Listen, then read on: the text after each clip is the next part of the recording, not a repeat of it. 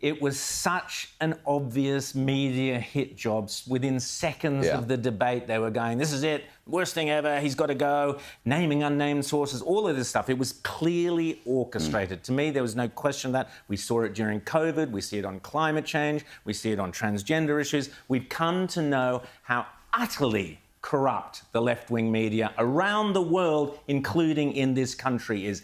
Utterly corrupt. They follow their talking points. They are preached to from above, and they just follow the script. And then later on, they go, "Oh, really? Oh, we're surprised." Yet that's why you watch this show and only this show, because you'll hear the truth here. We don't do that here. Let's have a look at Biden fighting back. He's going to hang on, as Rita says. Let's see how convincing he is. I don't walk as easy as I used to. I don't speak as smoothly as I used to. I don't debate as well as I used to. But I know what I do know. I know how to tell the truth.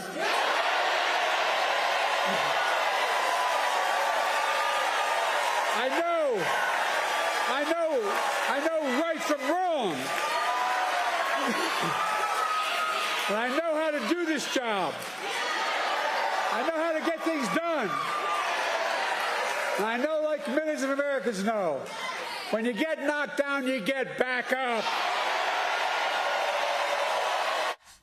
Go, Joe. Go, Joe. Unfortunately, Joe, you're up against Obama and his hacks, and you're up against the entire Democrat machine now who are determined to dynamite you out. So, unfortunately, it's over, Joe. But that's been the narrative of the Biden camp post-debate, is that how can you debate someone who just lies incessantly, when Biden was caught in at least 15 lies during that debate. And we've got to also point out the entire conditions of this debate were set out for him to succeed. So the mics were turned off, so there could be no banter, which is what Trump's really good at, and throwing you off your game. They had to... there was no audience there. Again, Trump plays off the audience and gets the reaction. So they the best bit with Joe, Joe was out looking for the audience. He was nodding to members of the audience.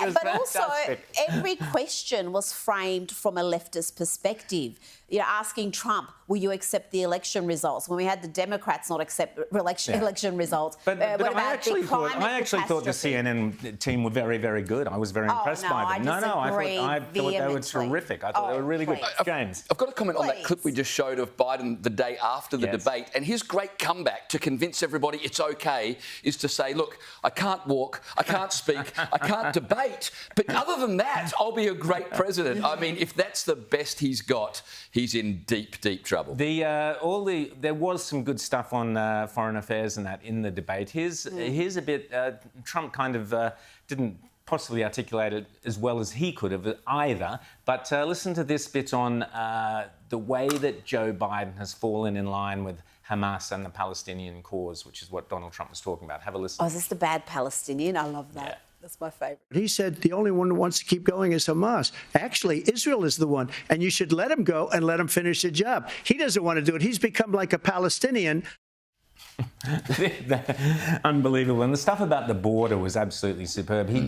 Trump spent most of the debate hammering on the border issue, which is, of course, the Democrats. Well, this is another reason I think the debate, the moderators were terrible. Not only are they both determined anti-Trumpers, and I think that was evident in the questions they picked. But I don't think it was. Yeah, it was. See, I disagree with you. I was astonished by how fair the debating was. And I actually think what was fair about it? They barely asked about crime, what was which is a fair huge about issue. Look at the results. Yeah, that's because Biden was a corpse. Yes, that wasn't because of the moderators. Camera angles showed Biden as a corpse. Well, they kept putting up the split screen thing. If they were favouring Biden, they would have never put the camera on him. Yeah. Why didn't they know? We all know. We all know. We've all known for years, James. They didn't know when he wasn't talking, he was going to look like an absolutely bewildered, lost skeleton who didn't know what day it was, staring off into space, looking here and there. So they didn't know that. And often when they had that split screen and we saw that, but they held on. They zoomed out. No, they zoomed out most times. I thought the question, James, did you think the questions were fair? Did you think... I thought that they were pretty fair and they gave Trump a good run. In fact, I actually liked this debate in terms of the rules. Yeah, I did thought too. Future debates should follow those rules. There was not talking over the top of each other. The moderators allowed people to give fair answers. Biden had 10 days of training. You would have thought they would have taught him, close your mouth. Don't stand there just with your mouth wide open. Didn't show the 10 days of training. No, I thought the moderators were absolutely appalling. I thought the questions were focused not on the three things that we know Americans care about most, which is the cost of living crisis. They did have a bit of talk about that. The border crisis, which what Trump kept taking his answers back to because he knows that's what they care about. Sorry, Rita, we'll just have a quick look at him talking about they're killing our citizens on the borders. This is Donald Trump. We are living right now in a rat's nest. They're killing our people in New York, in California, in every state in the union because we don't have borders anymore. Every state is now a border. And because of his ridiculous, insane, and very stupid policies, people are coming in and they're killing our citizens at a level that we've never seen. We call it migrant crime. I call it Biden migrant crime. Biden migrant crime. That's a great line. But let's also have a look at Trump talk. And this is serious, and I think it's got a lot more serious in the last 24 hours. We talk of World War III. It's not something you want to talk up. But World War III was something Trump referred to, and the reality is we are now in a situation where the Chinese, the Russians, the Koreans, the Iranians, worse than Hezbollah, all of them have now seen just how weak the US, the leader of the free world, is. This is serious. We've got 7 months till we get a new commander-in-chief of the US, and we have this dodo wandering around in charge of Western security. Is deadly serious. But here's Donald Trump on World War III. His military policies are insane. They're insane. These are wars that will never end with him. He will drive us into World War III, and we're closer to World War III than anybody can imagine. What we're not hearing in the left media and the mainstream media is just how dire the situation is in the north of Israel, with Hezbollah ready to launch a full-scale war. Donald Trump was quite accurate, James, when he talked about the fact that Biden's weakness in Afghanistan, Biden giving money, Rita, to the Iranian regime is what has prompted the state of the world now. We are in a very precarious situation. Rita? We are, and quote Katie McFarland here, Deputy National Security Advisor, served under 4 presidents, and she said the biggest consequence of debate is China, Russia, Iran realise they have a narrowing window of opportunity to exploit US weakness.